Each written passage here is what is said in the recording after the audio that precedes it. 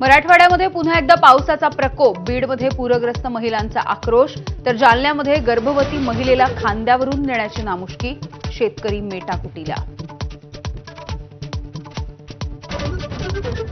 धाराशिवच्या परांड्यामध्ये पुराच्या पाण्यात अडकलेल्यांचं हेलिकॉप्टरनं रेस्क्यू. 22 जणांचं बचाव कार्य पूर्ण.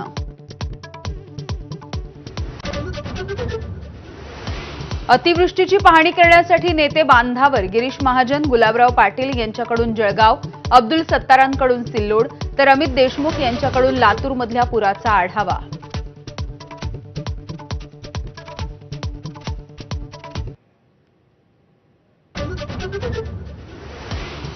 नवरात्रीच्या मुहूर्तावर मुख्यमंत्र्यांच्या हजेरीत ठाणे मेट्रोची ट्रायल रन.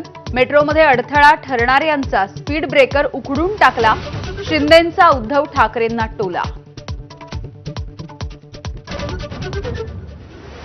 एकनाथ शिंदे हे पक्षामधल्या अकार्यक्षम मंत्र्यांवरती नाराज असल्याची चर्चा. प्रशासकीय कामाची पद्धत आणि पक्ष संघटनेकडे दुर्लक्ष होत असल्याचाही दावा.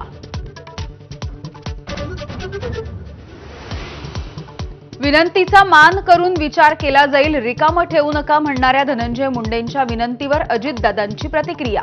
तर गोपीनाथ मुंडेंच्या स्वप्नपूर्तीसाठी ओबीसींचं काम करण्याचा भुजबळांचा सल्ला. गोपीचंद पडळकर यांच्या जयंत पाटील यांच्या विरोधातील वक्तव्याचा सांगलीमधून जोरदार निषेध. पडळकरांच्या राजीनाम्याच्या मागणीसाठी राष्ट्रवादीचा मोर्चा.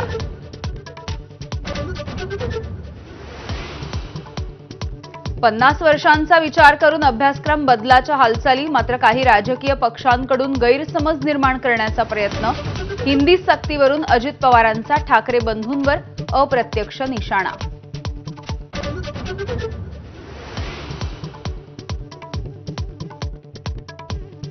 विरारमध्ये नवरात्रीच्या पहिल्याच दिवशी खड्ड्यामुळे एकाचा बळी. गाडी खड्ड्यामध्ये पडल्यामुळे पाठीमागून येणाऱ्या टँकरनं चिरडलं.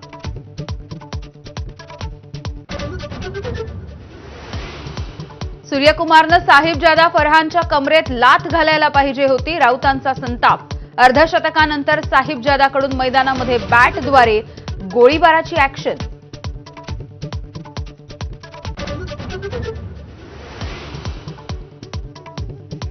आणि मुंबईतल्या कोस्टल रोडवर भर पावसात लॅम्बोर्गिनीचा भीषण अपघात. पाणी साचल्यानं भरधाव कार डिवायडरला जाऊन धडकली. थरारक घटनेचा व्हिडिओ सोशल मीडियावर व्हायरल.